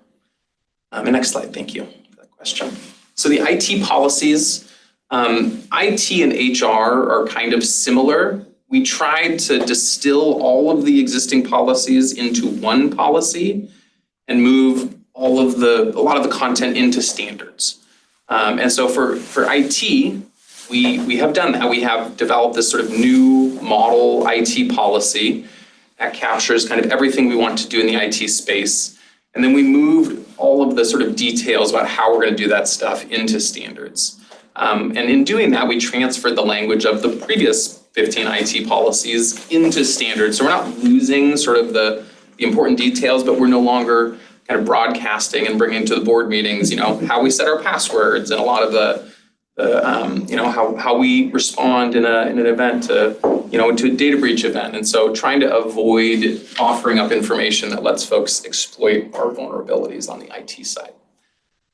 And so within that, we did a review to make sure that everything in the former policies were included in the new policies. And yeah, keeping operational level detail or the sensitive information in standards is the goal. And then with that, retiring the IT satisfaction policy that was sort of a straggler because we're sort of determining our own ways, not just a survey to understand and ensure satisfaction with the IT systems. And then there's just a list of the policies that were migrated into standards. Next slide. And so this is again just that visual. You can see there's the one IT policy and then a number of standards, some of which are consolidated versions of the previous ones, and then a whole host of retired policies below. Next slide. So the general administrative policies, a lot of sort of cleanup here. One of the things that we've done is we've sort of made clear the rules for reimbursement for the board at the policy level, and then we've delegated to the CEO the ability to make additional rules for staff in a standard. Records retention policy was refreshed to really streamline the information and make it a little simpler to follow and implement. And that's a big part of what's happened in the general administrative policies that you all are looking at. There's a few others that went to the executive committee, and there was, again, largely kind of cleanup, not a lot of action in terms of big changes. Next slide. So you can see here we've retired a few policies, largely kept the policies and developed some standards where it seemed appropriate. Next slide. And then in human resources, sort of similar to IT, we've tried to consolidate all those policies into sort of one personnel and reimbursement policy. And then the remainder of it either lives in our handbook or in a separate standard. And the goal there is really to give us flexibility to update those things as the law changes or as sort of our operations change without having to bring stuff back to the board that's really sort of very operational. And there's not a lot of, big sort of policy decisions behind it. And so that is what's informing this new structure. And you can see, we've consolidated into a new policy. We've transferred the language of the former policies into standards, very similar to the IT approach. And in this new personnel policy, we've sort of consolidated it from existing authority that was sprinkled about in different places. So there was a resolution that gave the CEO personnel authority. We've just pulled the language from that into this new policy. There was some language in the budget policy which allowed the CEO to overhire and the listed positions so long as it's within the budget, and we pulled that language from the budget policy into this policy. And then as I mentioned, the travel and reimbursements have been incorporated here as well. So that's really what this new personnel policy is. It's kind of a constellation of existing authority as opposed to new authority. And again, refresh the HR handbook to remain consistent with changes in law and how we work, particularly in the hybrid environment. And then a number of things moved to standards. Next slide. So here again, you can see the one sort of HR policy, then there's the handbook under it, which we're viewing as sort of a standard level document, and then a host of other standards, as well as the retired policies there at the bottom. Next slide. So that's ultimately what we're doing with the policies. There's a few other little changes if you look at the red lines, but we tried to tease out really the substantive ones. And so on Friday, we chatted with the executive committee about a handful of the policies. Today, we're talking with you all. If we get the recommendation for both committees, we'll bring that to the board in December, after which, as soon as we can, we'll be adopting standards that we've got very, very close to being done, largely. And then in the first quarter of next year, we'll be rolling out the changes to staff, training incoming board members, probably retraining some existing board members, and then moving into the sort of continuous improvement phase with regular reviews and trainings. Next slide. I think that may be it. Yeah. That's it. Any questions? Actually, I do have a bunch of questions. Yes. I don't know how much time we have. What's the other thing? The other thing on the agenda? We have Rate stabilization. It's an accounting change. We can go through it fast. Okay, well, anyway, in Mountain View, I don't know if you've read in the newspaper, we're having this big scandal related to our school district, where literally the superintendent has resigned, and the state auditor is making an audit of the school district's expenses, and there's just all sorts of stuff that's coming forward that really makes your hair curl. I mean, it's terrible. I mean, like hundreds of thousands of dollars of questionable expenses, and in a school board budget, that's a lot of money. They have a lot.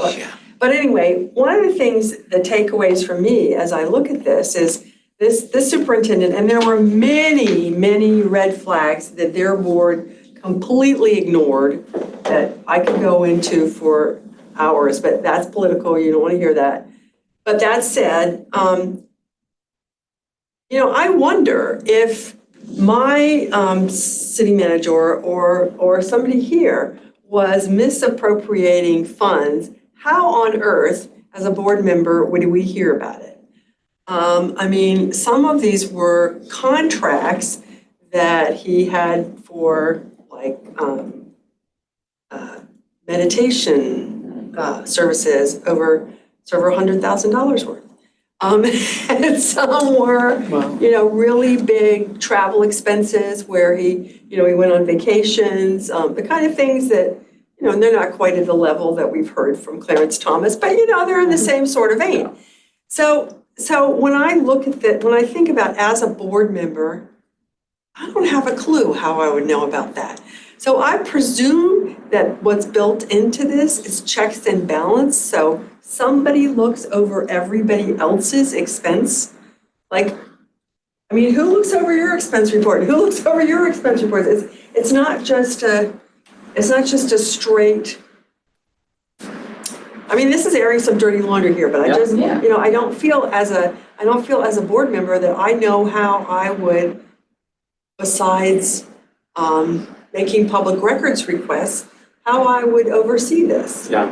If I was suspicious. I'm not suspicious. Yeah. But this guy was very suspicious for years. But anyway, that's true. In fact, I was talking to our city manager, exactly the same thing. What are the checks and balances? Yeah. So when you're putting together policy documents, of course, that should be one of the things that's been built into them. And I was sort of reading through this and I saw some that I thought there were, but I just was hoping you could maybe explain it to me. Yeah, definitely. There's actually a couple great resources for this. In the staff report, there's a number of tables.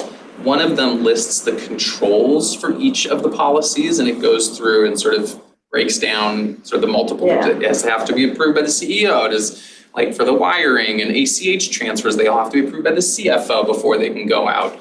And so there's a whole list of controls that apply to each policy, and you can see those. And if there's places where you think, we can beef up or you'd like to see some more, I think we can definitely do that. One of the other things we're doing with all of the policies is we're including sort of a mandatory reporting requirement. If there's any violations, it gets reported sort of to the relevant committee. And so at least like for this, finance administration, any of the policies you're looking at today, if there's violations of any of them, it would be reported to the CEO, the general counsel, but as well the committee.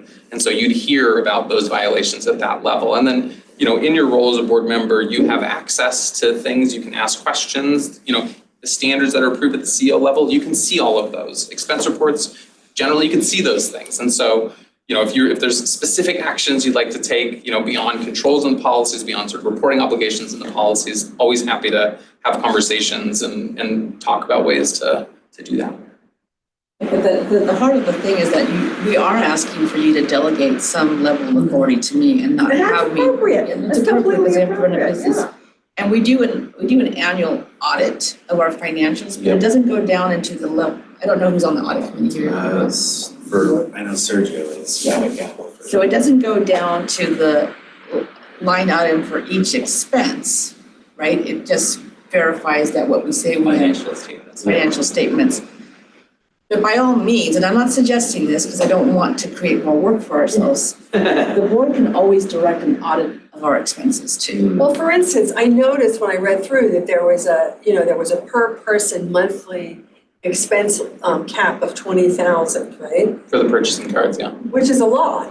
But not everybody has a purchasing card, only certain departments. Well, that's true, but still, that would have shown up in this case. Right. That would have been something that, it would have been red flagged with that because he went over that in certain instances. Right, exactly. So that I found, but I'm just, we do have as board members, we do have a fiduciary responsibility to the public that things are being, spent wisely. Right. And in this case, I'm really just, I'm I'm struggling with how I would figure it out in my system. So that's the thing. I want to understand how I would figure it out. So as the finance committee, at any point in time, you can direct an audit of our expenses, right? And we all know that.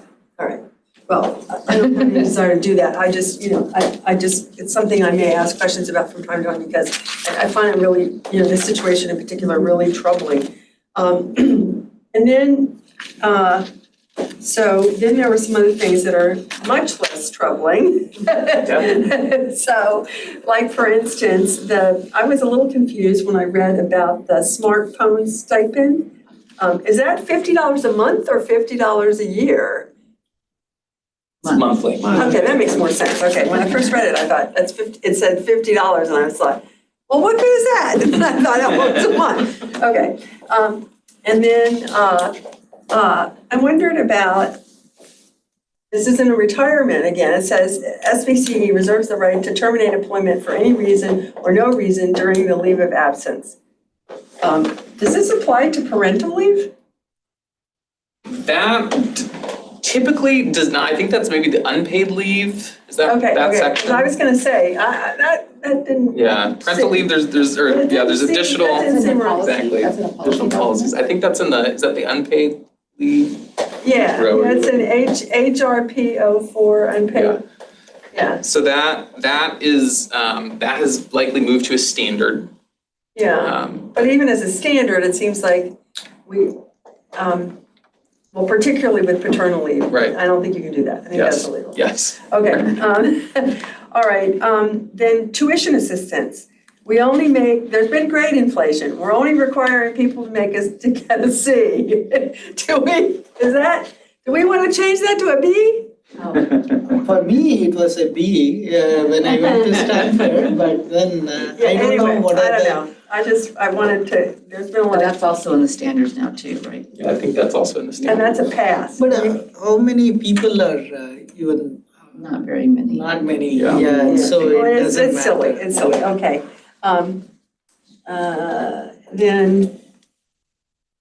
Then along with these other screwy expenses that were used, can this package be used to purchase, well, not a bad reason, but for instance, the reimbursement, could somebody use this to buy a bike?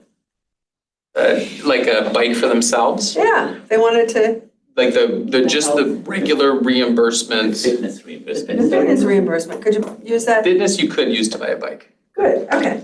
And I didn't know what, and then the HR handbook, added provision for unpaid time off for an adult literacy program? What would this be for? This is a provision in the handbook that talks about staff that need support with literacy, and some of the pieces of it in the handbook relate to trying to maintain confidentiality of that staff member that they're participating in All that right, program. that's fine. These are all things that we have to provide. I believe yes for this as well. Okay, that's fine. And then this seems, maybe I'm reading this wrong, page 19 of 41, GAS 03, travel and meeting expense. Is this, if I read this correctly, it says that somebody has to pre-approve in-flight meals? That seems crazy. Yeah, we're working on the standards, I should say that. There's a lot of stuff in the standards that are like, wow, do we really do this? But I think that the idea is that first we have to get the policies approved and then we'll work on the Okay, standards. okay, well, anyway, I just think Yeah. that's But ridiculous. no, we don't pre-approve. Yeah, the goal is to pre-approve all travel, Yeah, and then in-flight meals would be an acceptable expense under the Yeah. limits. and also baggage things and, all sorts of things that come up. Yeah. All right, well, I just wanted you to know I read it. Well, thank you. Love it. Yeah. Here's the exact page count. Go ahead. Because I printed it out. Anyway, thank you very much. And also, I am very concerned about this, about this scandal issue. And if there is a way you can think of that I could get smarter in how to do this, maybe we could talk aside. Because this whole scandal has really kind of, these things that have come up sort of rocked my I mean, the other thing, the finance, and I'm not suggesting this, but the finance committee can also direct me to have staff provide some kind of an expense report too. yeah. So you could see how we're spending our money, and if you have any questions, you can raise them there. Or again, you could just do an audit. And you could ask me, I would have to go back to the board to get them to approve an audit. But if it was just simply an expense report, that's another way for you to see what we're spending our money on. So Okay. that's the purview of the finance committee. The standard audit meeting is only once a year, am I correct? Well, that's the that's to do an audit of the financials. You can suggest to the board, I guess we'd have to have it as a request to the board to direct me to do an audit of all of our expenses and all of our spending under the authority that's been granted to me. Yeah, and this kind of thing is so important because it just blows the trust for that agency out of the water. And it's going to take years to rebuild that. And that's really a damage to our community. So that's why I'm so concerned about it. It's like, I want to make sure that we don't. And just to be clear, I understand that, right? And I know that. And I know that there's a lot of trust there, but I also know that you can find information out about how we're spending. That's good. Yeah. Thank you. Thanks for helping me. You can always investigate, and we try to draft the policies with capturing sort of the level of trust that we think exists with the board, right? That is appropriate. You can move those numbers, in lots of different directions, and we try to sort of strike the balance with where we think we are today. And I was involved when I worked for the water district in writing policies on various things. And so I know how difficult it is, but that, this scandal that's just come up in the last 2 months in Mountain View, it's just new to my experience. Yeah. And so I really, it's really caused me to think about, from a different point of view. And before, I always thought of it in terms of administrative efficiency and appropriateness, right? And that is what we should think about most of the time. But there's this other thing too. So Absolutely. Good to learn from as well. This is what the policy and standards are, how far you can be agile and then not micromanage the administration versus policy. And then board of directors, our board itself is a part-time position with all the other stuff we are doing, right? And then micromanaging this organization, it may not be the right thing. And then, but at the same time, we, as Pat said, we need to have some controls and then at least some feedback mechanism so that we know there are checks and balances. yeah. Good flags. And if you want to learn about the scandal, just, it's, It seems like there's always one out there and that always Yeah, everything. for people. exactly. yeah. Exactly, all the time, right? So, Well, any other questions or suggestions on this? I just have a quick comment. It's not just this item, but also number 2. I just love reserves and efficiency. Those are 2 of my favorite things. So this is, I can see the efficiency, this is a very necessary thing. I'm glad we're doing it.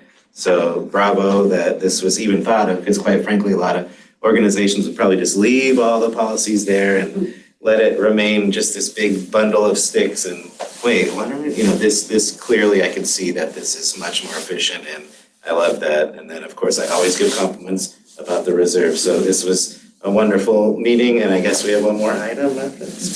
But first we have to take action, am I right? yeah, we have to take one quick thing on the IT, which is my favorite subject.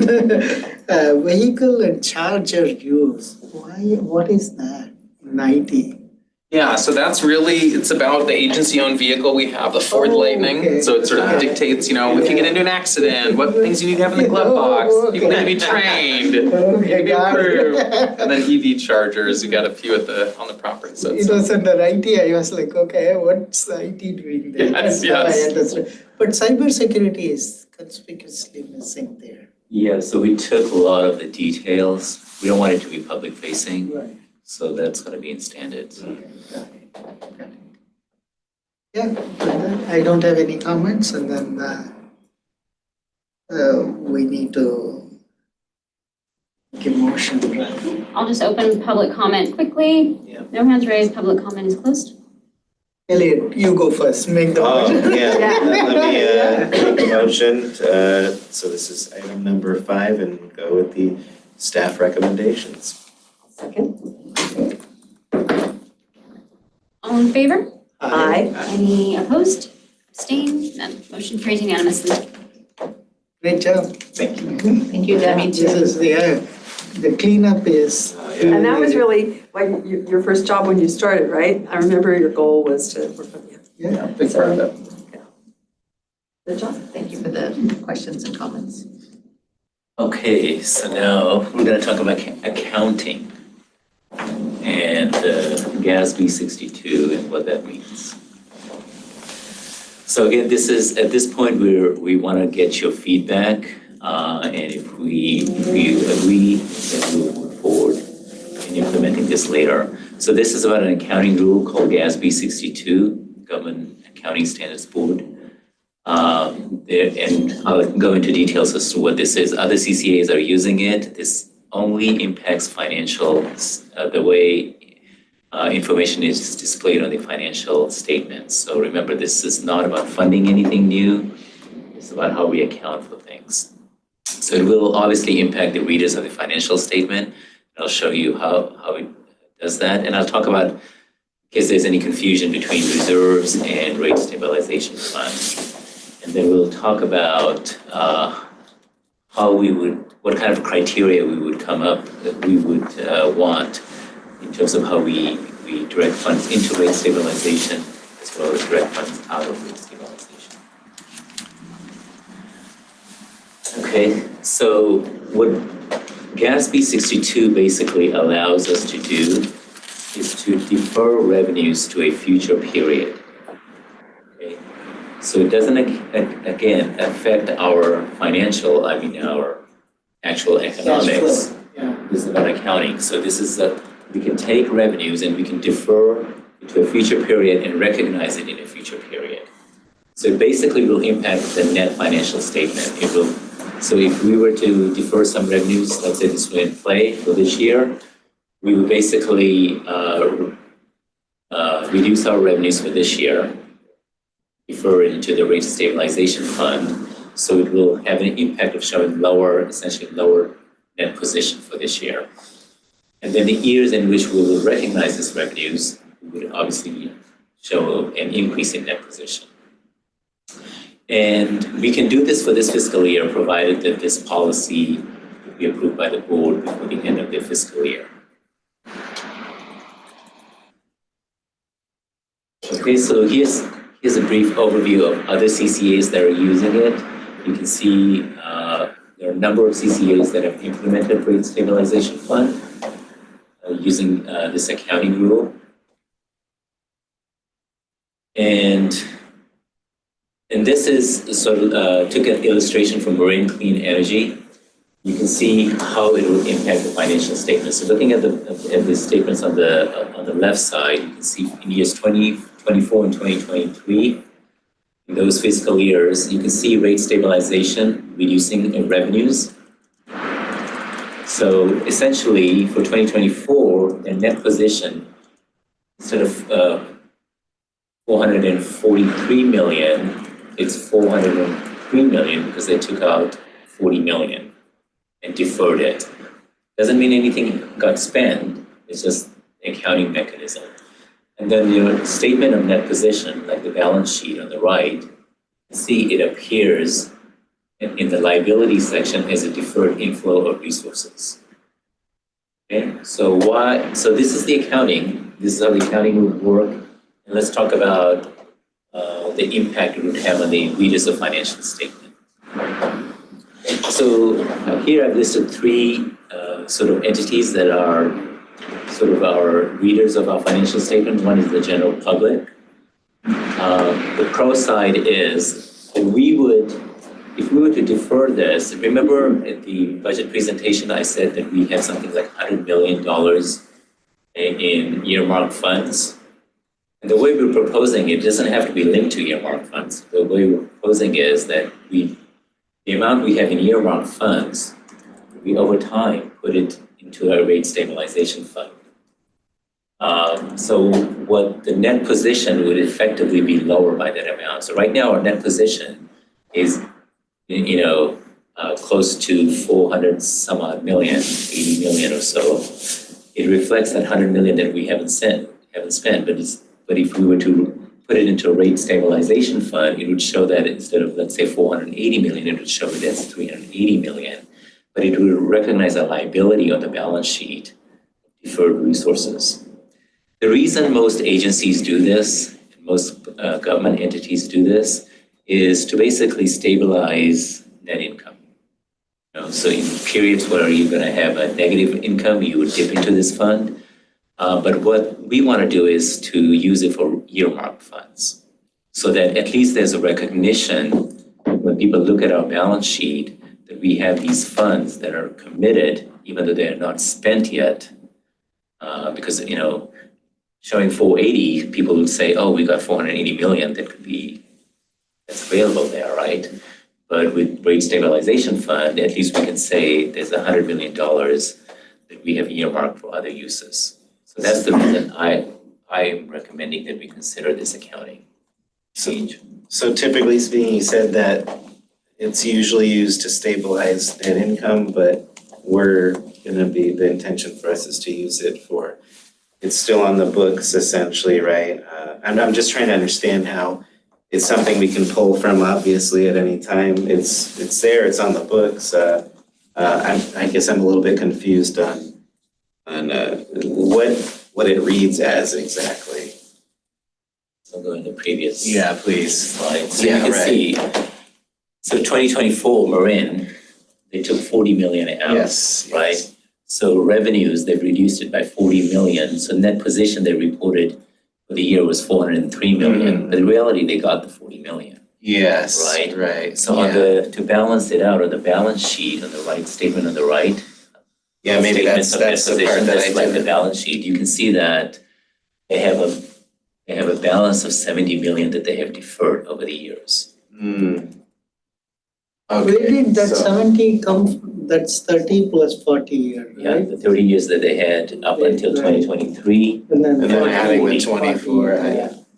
Okay. So that is the impact. So basically, if they were to have a negative year, remember one year we had negative financials because we were still providing 1% discount, and we knew if we had a rate stabilization fund, we could have dipped into it and showed a positive income. But that's not really the purpose that I want to use it. I want to reflect that we have earmarked funds that right now shows into our net position. I would want to defer those earmarked funds. That's the primary reason for me to consider this, that I'm proposing it. So to me, it feels like it's kind of in its own way more reserves. Is that a simplified way of putting it, or? It's not reserve, it's just essentially just the balance sheet. Instead of seeing 403 million at the bottom there, if they had not done it, you would be seeing 473 million.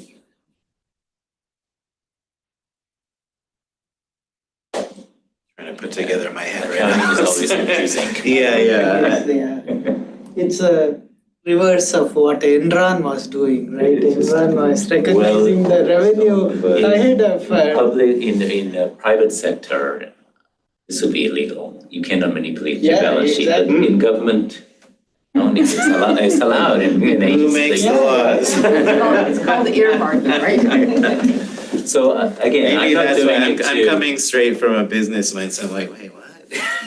Okay, that actually I think answered my question. There's no economics that are being changed. I see. Cash flow is cash flow. Cash flow, I see. financial. Okay. Everything will be the It's the same same. thing. This is just how you see it on the financial statement. The Okay. reason I'm proposing it is we've got so much earmarked funds that if a simple reader were to pick up our financial statements, they would say, I've got such a large net position. Yeah. But hey, I've got all these committed funds, right? If the customers, depending on how they utilize it, they start replacing their water heaters, they will Right. draw on those funds, and then we have set aside for them. Okay. So that's basically it's important how our readers would take this. Sure. The fact that it reflects unspent funds, to me, it's a pro.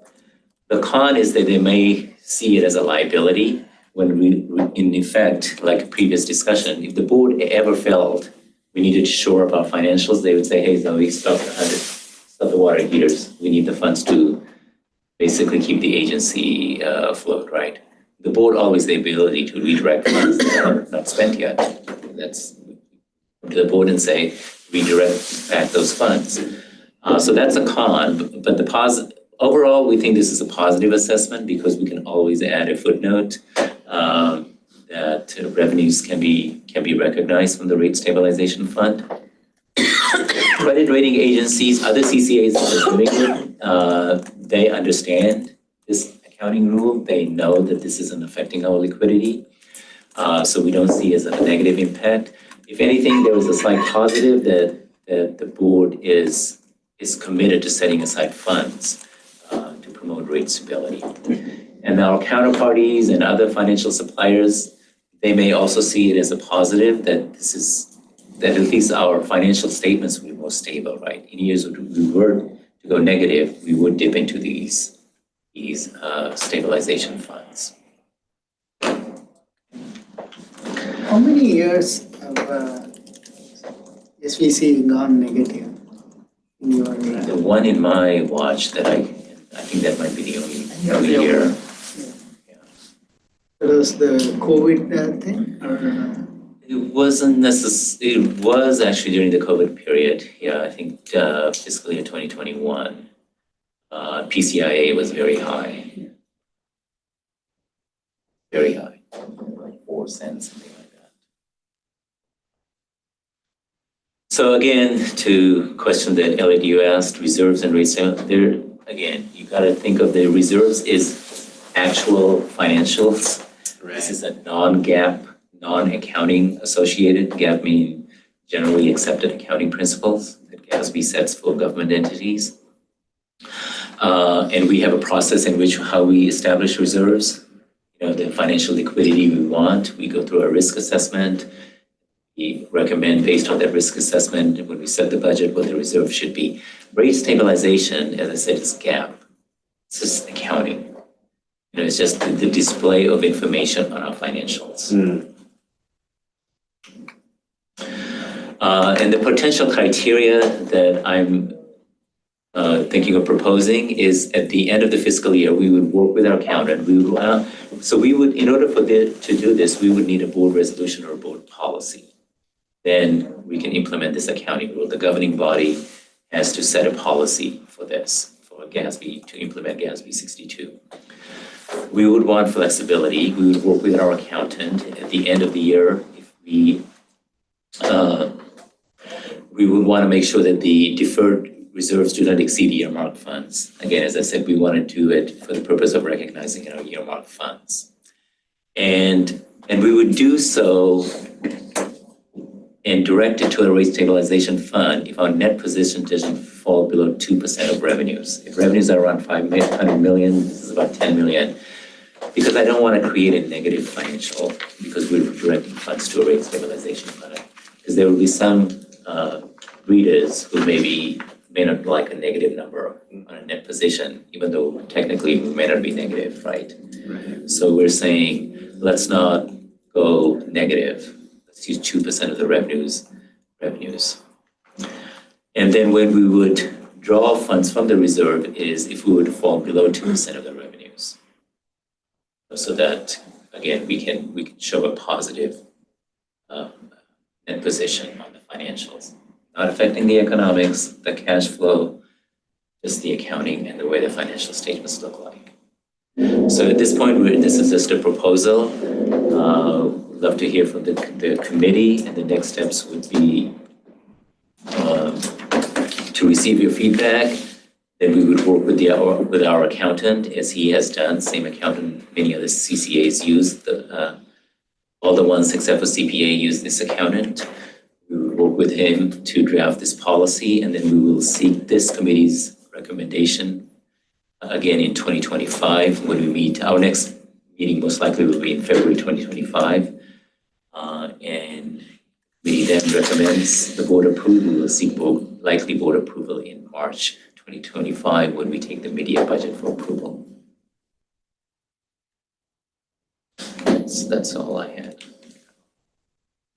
So, any feedback on this accounting, which is always confusing? I find it confusing.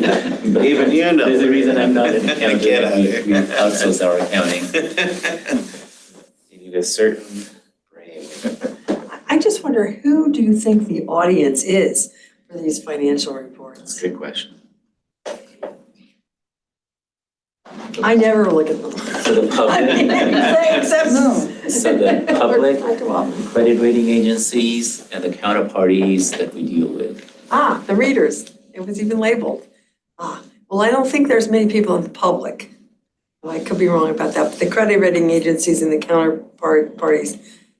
So people that, for instance, we might be going into on a deal to fund a new power source or something like that, they would look at this kind of thing. Yeah, when we enter into a PPA or any energy transactions, Yeah, there's always an unsecured line of credit we grant to counterparties and they grant to us.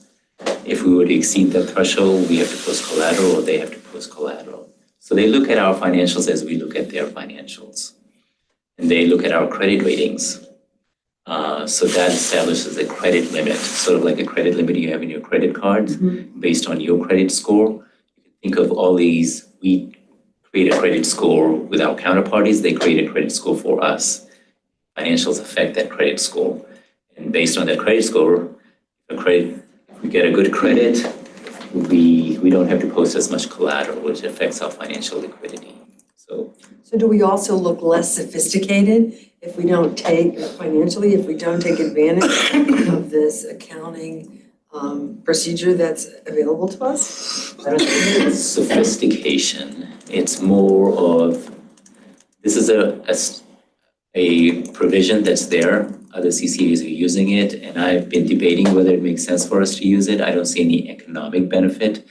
But then our earmark funds are growing. Right now it's 100 million. We talked about creating a CCA, Affordable Clean Community Fund. That's going to direct more funds. So if our future financials look like I could have a huge net position without showing that these funds are committed to something. This is at least one way, if I limit it to earmark funds, there's one way of showing. If someone were to ask, hey, what is these deferred resources for in your financials? I can say, oh, I've got these are directed towards. That's what I was thinking. Thank you.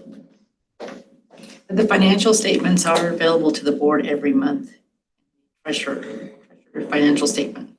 I shouldn't say I don't look at them, I always look at it. Yeah, Is it balanced? We have That's the monthly but I don't. close. The details, all The the details, fine print. yeah. Yeah, and at the end of the year, we do an audit of financial statements, financial audit. So that's going on right now for the fiscal year that closed September 30th, 24, which we will bring to the audit committee in February and which we will bring to the board in March, for the board to receive the results of the financial audit.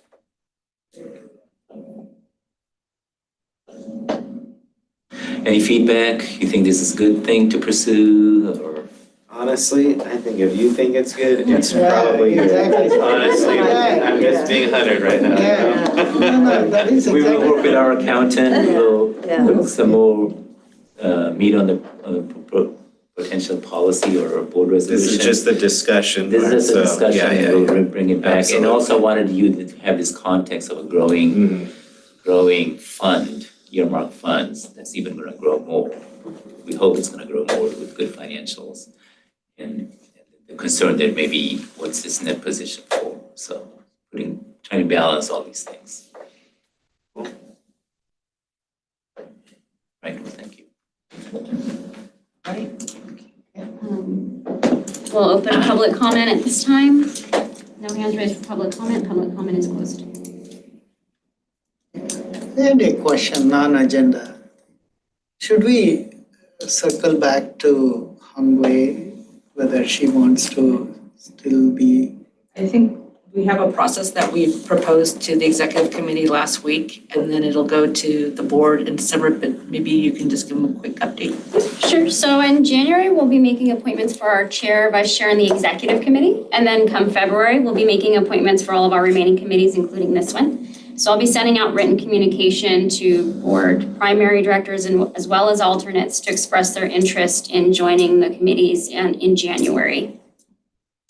Should we reapply or? Yeah, I will probably reach out to you to ask if you have interest in returning, and that way we can identify that in the staff report. Yes, and I promise never to be late again. The February meeting, the board will approve the committees for finance and audit in February. We will need to have a meeting very quickly in February because we'll review the media budget or potential stress risk analysis that we will. Like first week February probably. No, after the board meeting, the Oh, second Wednesday after. of the board, Okay. towards the end of the month, we will. So I'll put a hold pretty Okay. soon for you on February. Okay. Hold until you confirm. But this is one of the committees where we really appreciate continuity in its participants. So we would hope that you That all makes sense. decide to continue. And then we'll check with Hung-Wei. Although she's don't off think the she- council, right? Yeah, I don't think she was reelected, so I don't think it's a That's fact. right. Yeah. So we'll have to recruit someone else. Yep. Yeah. Because it's gonna be up to 5 members going forward, right? If the policy gets changed, it doesn't have to be 5. Up It'll to be- 6. Oh, up to 6, Oh. okay. All right, Okay, thank you. Thank you all. thank you. Thank you all. Thank you. Thank you, Jenny. Wow. Happy